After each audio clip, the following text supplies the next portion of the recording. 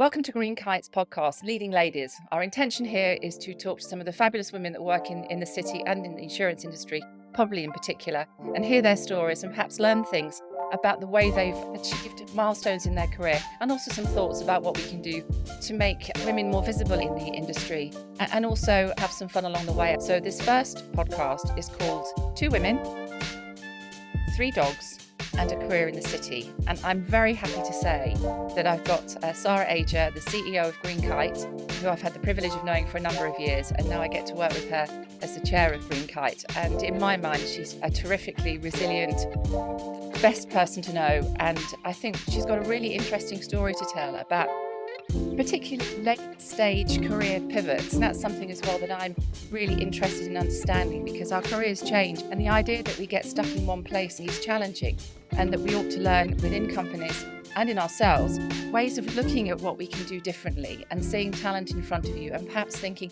maybe they could do something different. And so I think that's what our first conversation is going to be about. So Sara, hello.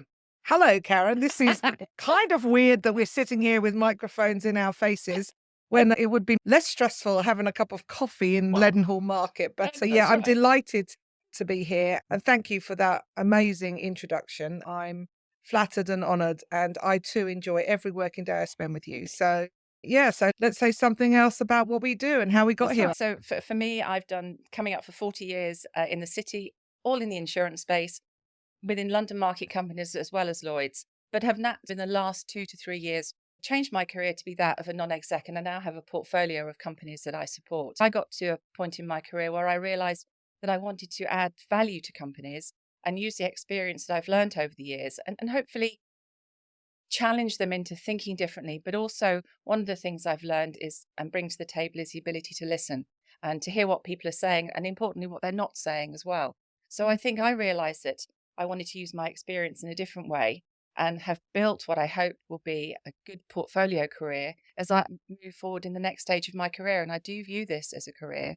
I think there was a time when non-execing, for example, was thought of very differently, but the levels of professionalism, the regulatory oversight is really important. And I think non-execs, independent non-execs, really add value to companies. I find it really enjoyable because you get to work with a team of people, other INEDs, with different skill sets. And as a group of people, I think you can really add some tremendous value and oversight and challenge to companies in a really positive way. So I've got to this point where I've, in the last 2 to 3 years, have changed. I'm involved with GreenKite, which I love.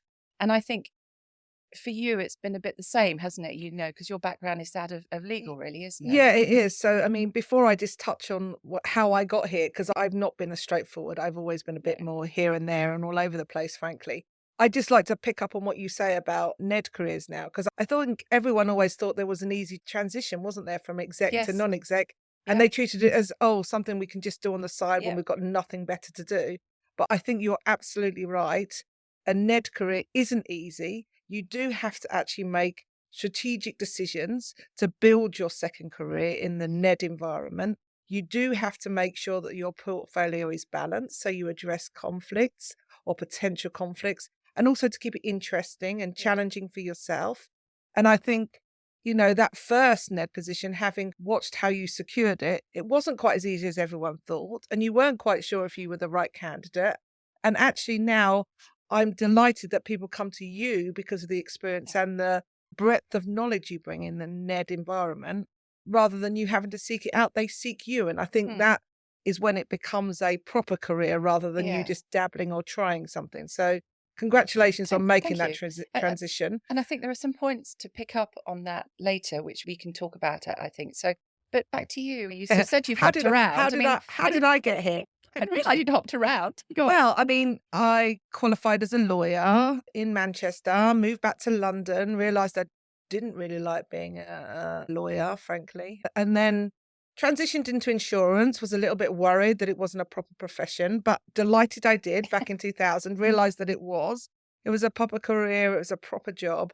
And actually, I've had a tremendous time working in different function areas within insurance companies and broking companies and latterly MGAs.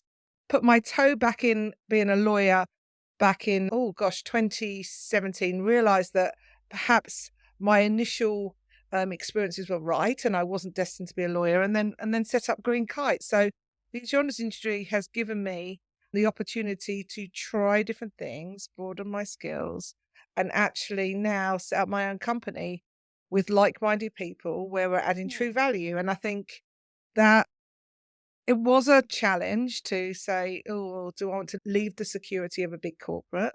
Because we all know what corporates bring: Yeah. comfort, familiarity, a close knit. But one of my mentors in the market, who, for the purposes of this podcast, will remain nameless, always said to me in my appraisals, "You're a frustrated entrepreneur, Sarah." And yeah, I think she was right. I was, because I'm probably the most content and happy. I'm not saying it's been the easiest ride, No. and it isn't without stresses and strains on a daily basis, but do I feel most content in where I am personally in my career now? Yeah, I do. So what have I done? I've been a lawyer, I've been claims manager, I've been an insurance expert, and now I wear the title apparently of entrepreneur. So yeah, it's very exciting. Do you think you do things at certain times in your career, don't you, when it feels right, or you've got to find that direction you want to change? Do you wish, could you have done this earlier in terms of building your own thing, or not? Do you think it's come at the time when all of your career and experiences have come together, and that amount of drive and frustration you were feeling in perhaps in a company framework led you to do this, and you had to get to that point, or could you have made a choice to do it earlier? You think? That's an interesting question, and it's something that I ponder on quite frequently Hmm. myself. Yeah, I could have done it earlier, probably. But I don't think I was ready to do it earlier. Yeah. And that's Okay. not just about experience, but it is about leaving those harnesses and safety reins that the big corporates give you. Plus, I definitely couldn't have set up a company akin to GreenKite earlier in my career, because actually I probably didn't know what people were really looking for. Yeah. So I would have had a half-hearted attempt. And, actually, there's lots of stats, isn't there, out there? There's higher success rates for post 50-year-old entrepreneurs than That's pre right. 50-year-old Yeah. entrepreneurs. And if I were to see my younger self, I'd probably say, try it. But actually, maybe I wouldn't have been able to do it until I am the same stage as I am. So I don't think age should put you off having that change. If you've got the bit like you, if you want to embark on something new, then it doesn't really matter Yeah. how old you are. It's about having the energy and the will, I That's think. right. Yeah. I think you said something there. We all have obligations in our lives, don't we? And you have to start to do these things when you feel you're at a point where you can manage your obligations, whether it's mortgages, whether it's children, whether it's Mhm. caring for elderly parents, whatever it might be that goes on in your life outside of business. You've got to be in a position to make that leap, because it has been a leap for you. I've had the privilege of seeing you start this up, and I've seen how hard it is.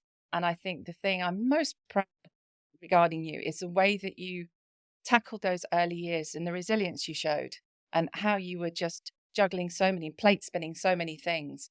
And it was not easy. It was not easy at all, from building the business, but also from a personal perspective. And I think the resilience you showed has been born out of all the other experience that you've had. Yeah. So one of the things that I've realized as well as I've got older is I wish I'd learned or understood bit more about resilience earlier, and being able to not take things to heart so much as I used to when I was much younger in my career. Yeah. But I think as you get older and be more bolshy as your years, I mean, that is one of the great things about getting old, people, is that you suddenly find yourself being able to be quite bolshy and not really caring. I think you got through that to this point where you had that resilience to build something, and worked your way through it. And it was hard to watch sometimes and listen to, but it's been a fantastic experience to watch you doing it and trying to help you along the way. But ultimately, it is down to you that you've driven your way through. But I think you're right. The individual has to want to do it, but actually it needs to be in the right point of time, but you Yeah. also need to surround yourself by the right people to support you, Yeah. because, and I have to say, you were one of those key people, but if I didn't have 4 or 5 people Yeah. in 2020 during COVID, when I wasn't speaking to anyone for 4 days to Yeah. speak to, Oh, wait. then I don't know if I would have made it. So actually, I think setting yourself up for a career change is half the battle. Yeah. Making sure you are at that right point in your life where it's going to be a financial struggle, but actually make sure that you're ready for that financial Yeah. struggle, and Make sure that you do have people you can rely on. So when you have a bad Thursday afternoon and you think, oh, shoot, tomorrow's only Friday, what am I going to do?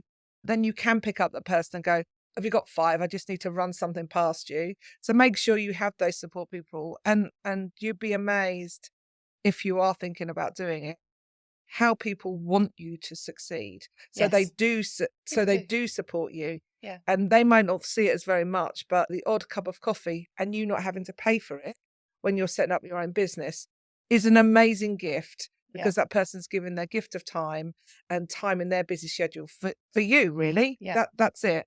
Yeah. And I think perhaps people on the other side don't always appreciate the impact that they can have when they choose to do things like that, find and learn about a new company and what you're proposing. And people are kind. And people are, I agree with you. And I think my experience of the city and the insurance industry, really, which is where my experience lies, it's generally been a really positive one. It's been hard to thread your way through sometimes, I think, Yep. for all sorts of reasons, which we may end up touching on, or that maybe that's for another podcast. But I think on the whole, I found it to be a very welcoming place. I think there are things that we could do better. And I think one of the reasons that I'm really excited about this podcast is because we're talking to leading ladies. Yep. And there are some of us now. And I think you've got to see good people doing good things. And from that, then you get to understand a bit more about what you can and can't do. One of the things I came across, and I don't know if this is the same for you, in building a non-exec career, is how long it takes. So if you have an ambition to do something and you want to Hmm. build something, it's always going to take much longer than you think Yep. it is. And you have to prepare yourself for that. And I found that one of the things, particularly if you're thinking about moving into a NED role and the NED world, is really start to look at your contacts and networking and tell people what you want to do, Yeah. because we're not mind readers. And so it takes time. Yeah, but actually that time is well invested, I think, Yes. because that time is thinking about what you want and actually discussing people what they Yeah. think you need to be and where might be the right place for you. Yeah. And that's all valuable research, which I It is. think you're right. People underestimate how much prep they need to do to be able to embark on That's right. something new. And also, and I think back to, and also begin to understand what your strengths and your Yep. skills are. I don't, I certainly found it. I think because you work so hard and you're in a corporate, you're working hard throughout your career. The luxury of time to think about what you want, how you could do your job better, skill sets you still need to learn, and thinking about yourself sometimes feels like something that's not a waste of time, but it's something that's quite hard to carve that time out to do. Yep. And I think it's really important to start to understand where you want to get to and how you're going to get there, and spend some time thinking about yourself in that regard as a professional person. Yep. And just coming in every day and going home and coming in every day. So I would say everyone uses the word wellness in the environment at the Yep. moment, but actually taking time to think about yourself Yes. is making sure you're well. Yeah. So don't underestimate and devalue No. that time that you spend. You know, for some people it's going to the gym, for others it's walking in the country. For some of us it's just sitting down and giving yourself an hour of Yeah. thinking time, because me time is quite important. Yes, it is. No, and I don't think we do that enough. And I've certainly learnt the value of doing that. And again, it's something I wish I'd understood a bit earlier. Mhm. And hopefully, people in the market today get to actually start to realize that maybe the environment's changed a bit more. And rather than working so hard to prove yourself, you actually have the ability to think about how I'm going to get there, rather than assuming just by working hard you're going to get there, because that's not always enough. No, exactly right, because you have to invest in your own Yeah. wellness. Yes, you do. So I guess one of the things I think I've seen you juggle with, and I've certainly juggled with it from a personal perspective, is the changed environment we work in. And for me, I've done some hard thinking about this. I think there are massive opportunities now post lockdown. The way companies are structured, the way we've looked to bring people into GreenKite, your ethos behind the company, and the ethics that are important to you about who and how we hire people, and Yeah. the opportunities that we can give them slightly out of perhaps the normal way that they would have been hired in the past. Yeah. I've come from a background where working hard, being present all the time, every day, was seen to be the most important thing. But I actually have come around to thinking there are opportunities for people to construct their roles differently. And I think companies are challenged by that. It depends which area of the business you're talking about as well, perhaps in the insurance industry. But I've seen the benefits to GreenKite of being able to adopt a more flexible Yeah. view of life. But it's not easy, is it? It's really tough.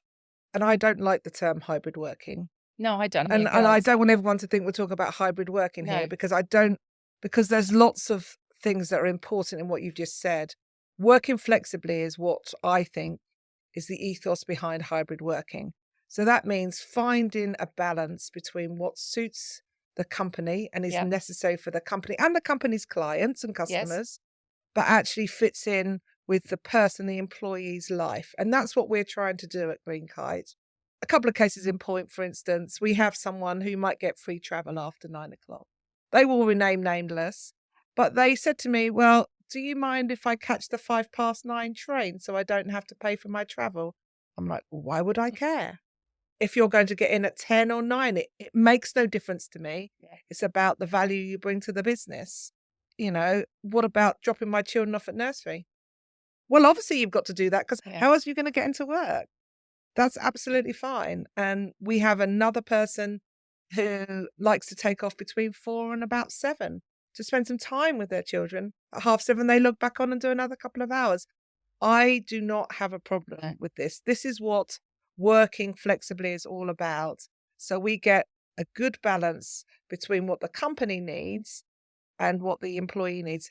And having someone in the office from 9 to 5 and making them sign in and log out, I think it's counterintuitive and counterproductive, because the person resents being in there from Monday to Friday, 9 till 5.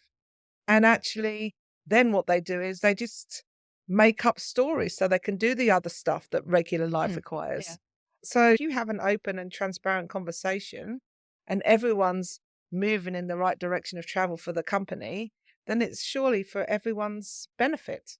I agree. And if I look back over my career and we talk about flexibility, that's exactly the kind of flexibility that I would have loved. It's not necessarily about 2 days in the office, 3 at home. It's the rigidity that Yeah, is also there I around agree. that.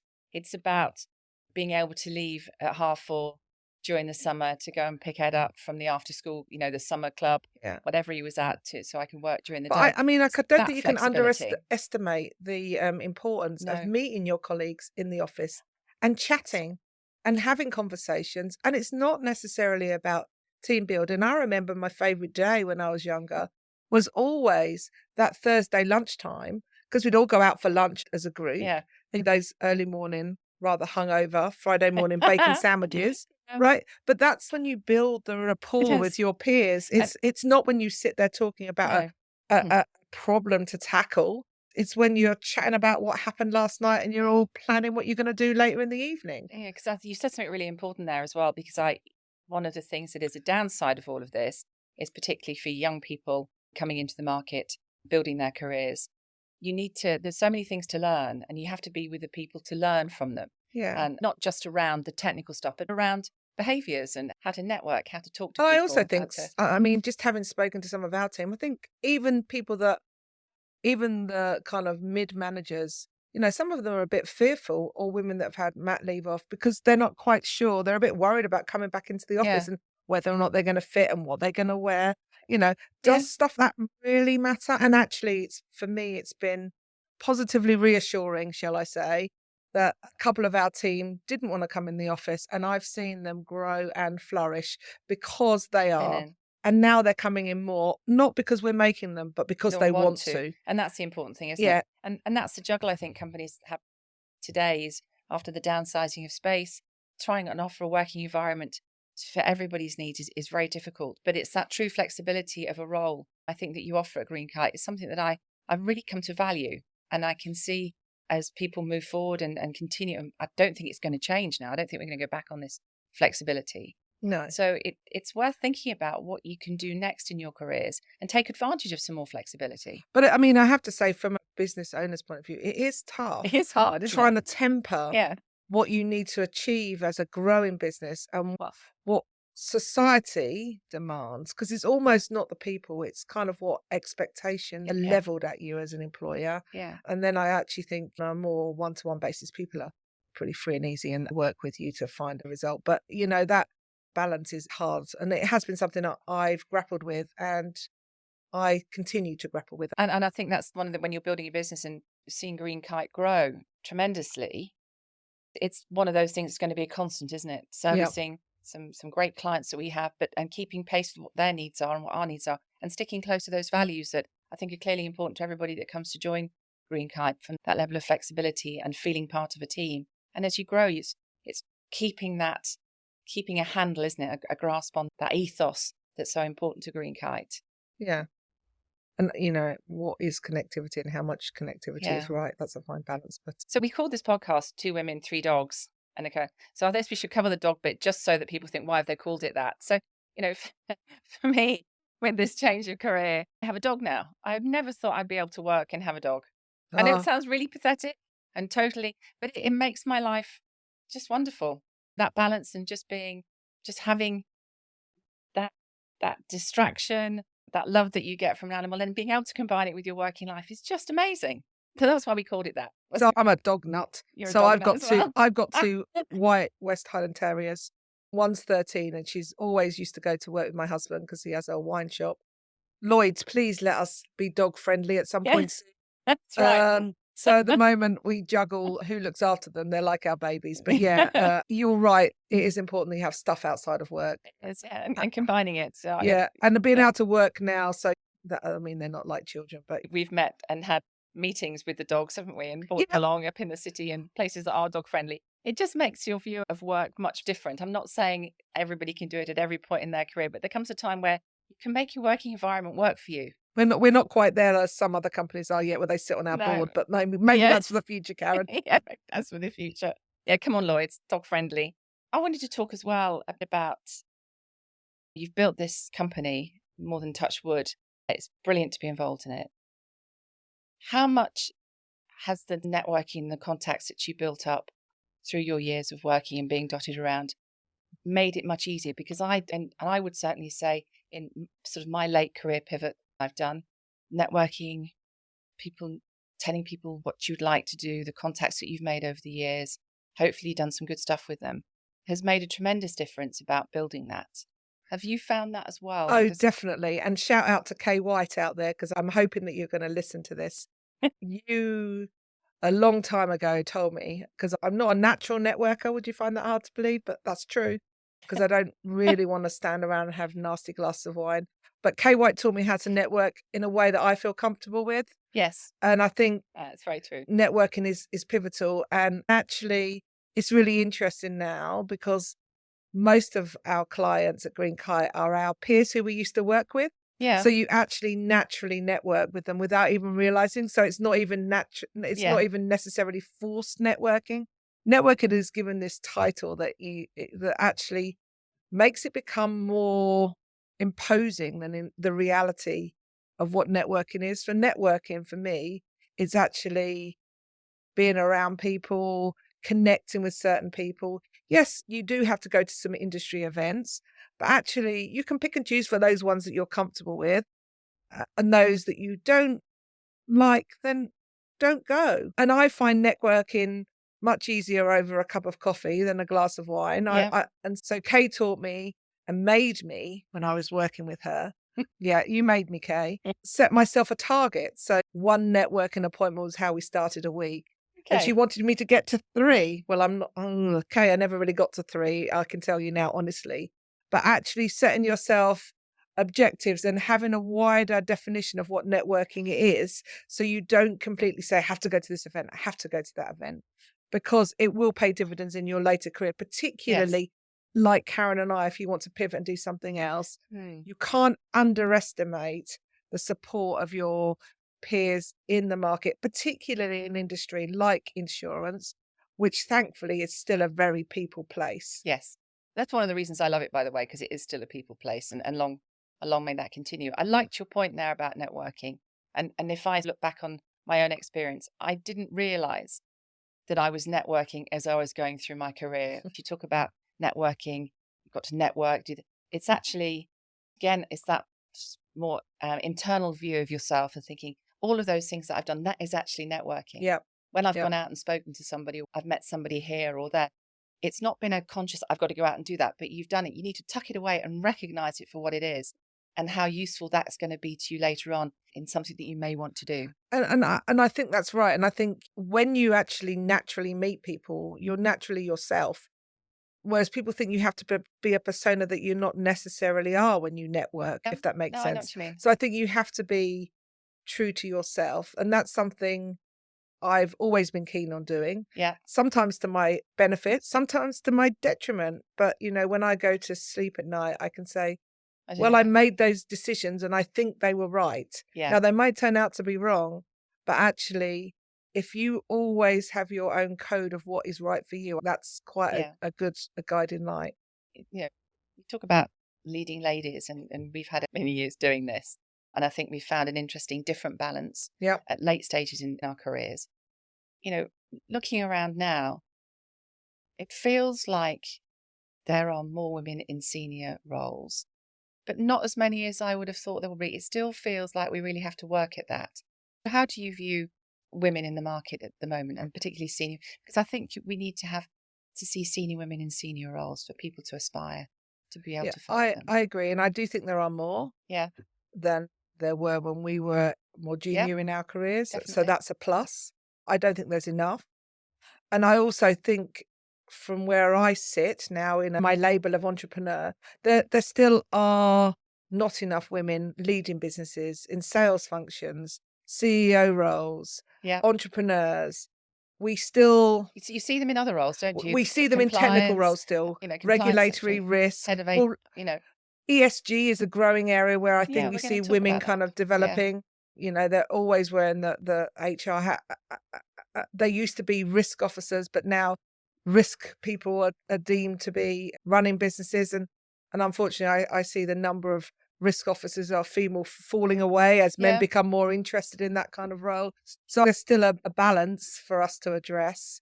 What I think is positive, though, is definitely the males I work alongside don't differentiate by gender.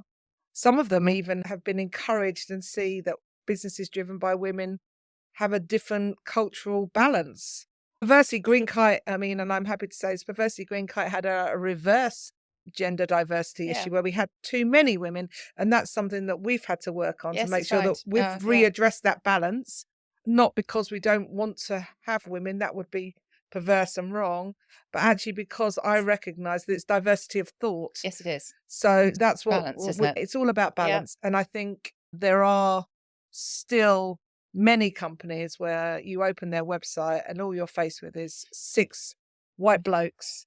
And I'm sorry, 6 white bloke companies, your numbers are doomed because you're not representative.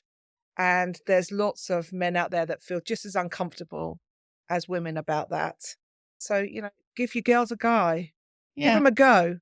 Given and there's always we can come back to that. I'd like to talk to you about having women on a board or having women as part of an executive crew, decision making, and the influence that they bring. And I absolutely endorse what you're saying, really about balance, and it's that diversity of thought that's really important to get when you're having discussions around a table. But have you seen decision making done differently when you have more women around the table or involved in the decision making? Not necessarily that there's more women than men making decisions, but being really involved in the heart of decision making. Do you think decisions get made in a different way? Is the discussion different? Is it quicker? Is it more focused? Is there more discussion? I would say that when more women around the table, Yeah. they're more open with expressing their views. I don't know if that's because I've experienced it in a smaller organisation where there are less corporate boundaries. But generally, I think women are more prepared to offer up a view Yeah. in an environment where they feel safer than maybe they would be if they were the minimal voice around the table. Yeah. And that's the influence that having women as part of your decision making collective bring, because it's those qualities about how they might view something, a slightly different take on an issue. And if you have that as part of your collective decision making, you get very different, more nuanced decisions, I think, out Yeah. of it, and perhaps a more successful outcome. Or I maybe would not, but also I think also it adds say to it. more women make more action. Yeah. So I would say that if a woman makes a decision, then we'll get some action out of it, maybe a bit more readily than if a decision is made and there's more men. So we're doers. I feel we still assume the role of doer just by virtue of our Okay. career. Yeah. And Because our career has driven us to organisations where we've always been the doers. So even when we take senior roles, we probably, to our detriment, still look at some of the minutiae because we're doers. we'll do that. because we're doers. Yeah. It's hard to disagree with you, actually. And I've certainly To our done detriment, I that. would say, if you're a senior woman, probably in lots of circumstances. Yeah. I know I struggle with making sure that I don't. Step back. Yeah. Yeah. Is that not a level of control freakery there, is there, Sarah? Well, who would like to comment on that. But I think you're right. So for me, it's a conscious It's a conscious decision thing, to isn't step it? back. So I have to take a step back. No, I don't need to do this, do I? Yeah. Because it's not my job anymore. No. And it's a hard habit to break, isn't Yeah, it? it is, because I think when you're built up in corporates, you always assume, well, Yeah. we'll take that because we'll get it done. Yeah. And I think for you as well, with your, and you're definitely an entrepreneur. That's how I see you. And I think Thank you. being released out of the confines of a corporate framework to build your own thing, it's hard to let things go, isn't it? Yeah. As you build It and is. work out what you need and you get that support team around you. It is a conscious thing to think, right, I haven't got to do that now. But then in the back of my mind, I'm like, well, I'm never going to be able to do another 4 years because I'm too tired if I carry on doing it all. So there is. It is knackering, isn't it? I think that's it is so fulfilling, but incredibly knackering. Yeah, I think, but you're right. For me, it's a conscious thing and making sure that I bring on those people rather than doing it myself as we grow and can support that growing team is a conscious decision. And that's what we're doing at GreenKite. We're growing and developing our team, but also our exec and our senior leaders, just because, we want to make the path for the next lot of people coming through. Yeah. And if we don't step back and give them the opportunity, then how are they going to develop themselves? That's spot on. And I think one of the things I see you do at GK, and I think it's important for everybody in whatever company they may be part of, to grab some opportunity if it's being offered, are supporting people in training, in coaching programs and some mentoring, however you might want to do that. And I would say to people that are listening to this podcast, if you have an opportunity to have a coach on somebody who's offering you that ability within your company, to grab it with both hands. We've both had professional coaching in the past, haven't we?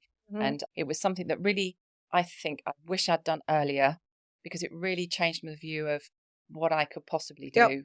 And from a confidence level and understanding of what drives you and how to tackle things, work out what you're not good at, language that you use, all sorts of stuff became like ways to frame emails and stuff that I hadn't really thought about before. Yeah, lots of tips. And I would urge anybody to grab some coaching or mentoring. And if your company don't want to fund it, you can always go and ask someone that you admire or respect to mentor you, because as I said to you, don't underestimate the value of that cup of coffee and time someone gives you. No.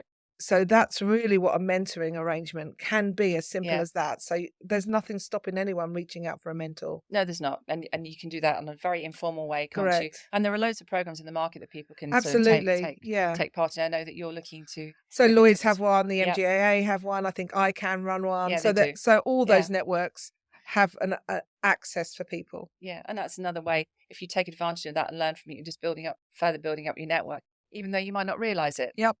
So I would urge people, if they have an opportunity, to really go for that. Definitely. And it adds to the company and it adds to your own set of skills. Yeah, and also if you're senior, go and do it. Yeah, oh God, yeah. Because actually it's quite interesting, because I'm always surprised when people go, oh, I've heard from you and I like what you say. And you think, really? People actually listen and learn from what I have to say?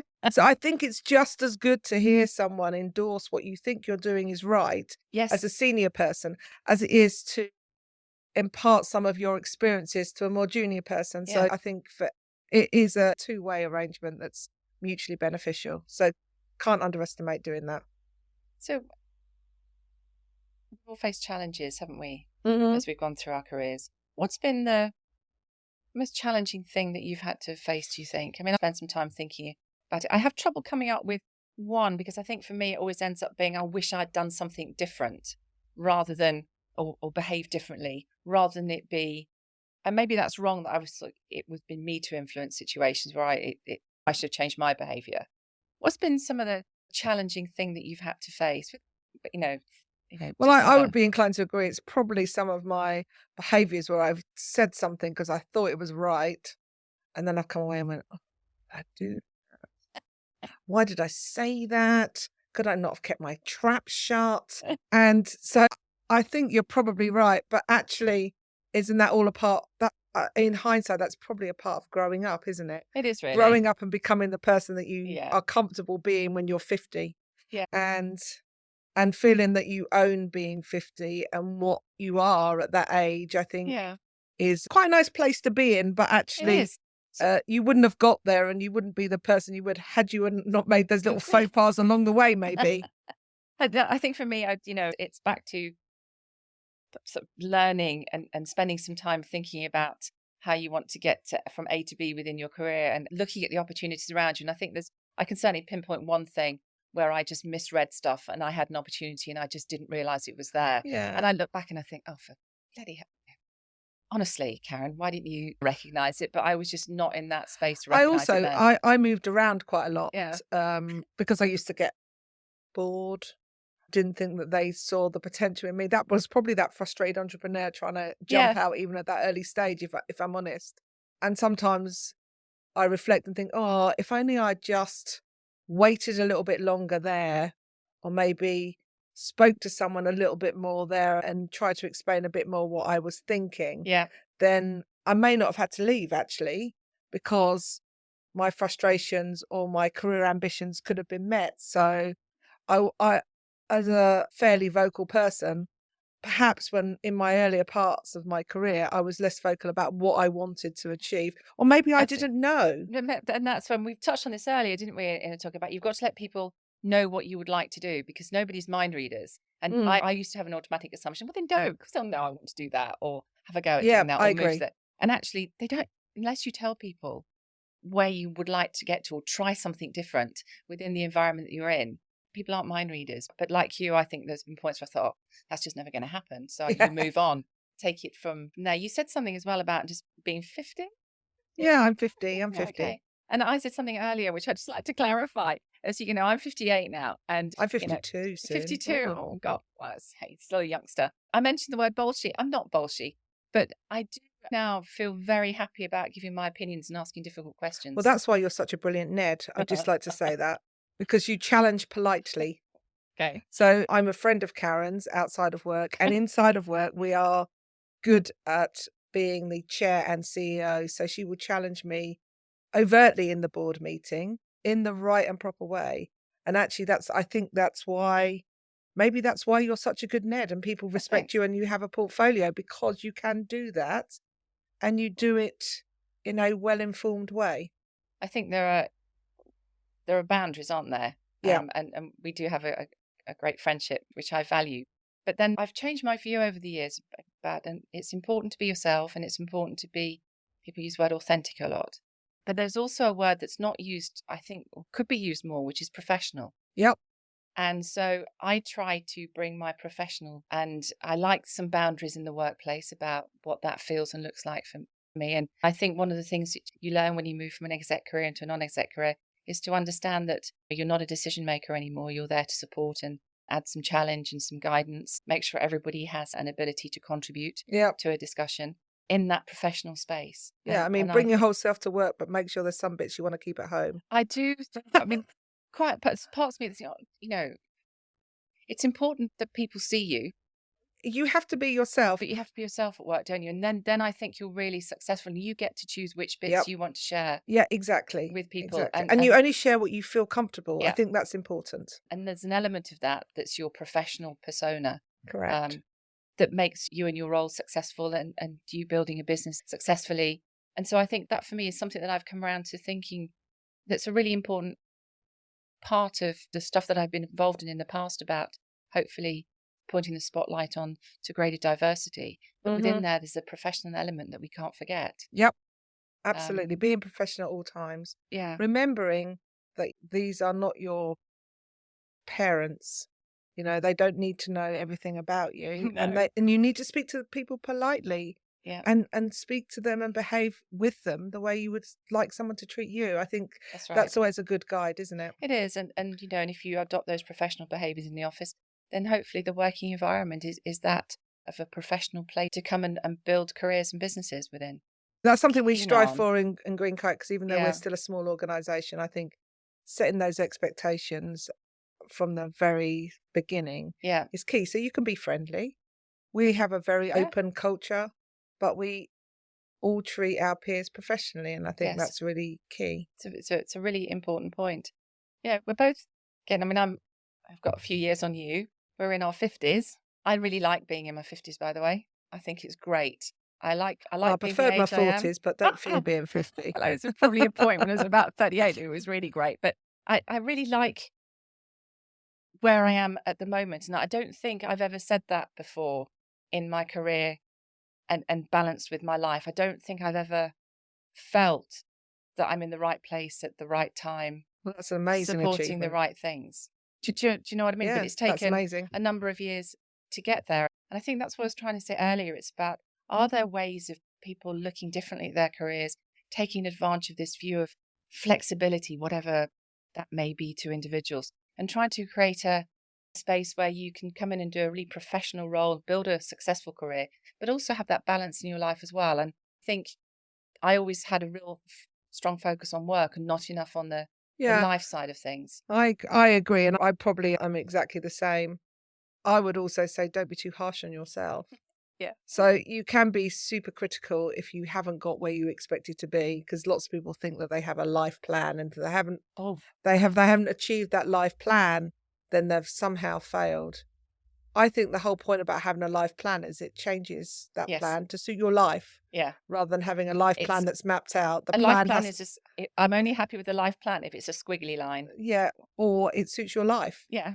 So that it can Yeah, take detours and change along the way. I think so. So squiggly is good, but you're right. Don't be too hard on yourself if you've got sort of mapped out a career path that will just get diverted along the way. You always come back to it at some point. Yep, absolutely. So what's next for GreenKite, Sarah, do you think?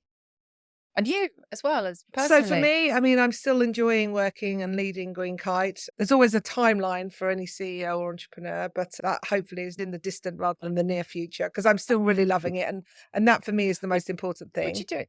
So, are you building a But I've done it successful... once, doesn't mean I can't do I it a was going to say, second would time. you do it again? Well, Now, knowing what you know now and sort of... so definitely, but I think it will be good to maybe, either do it myself or have some other people to lead it with, Yeah.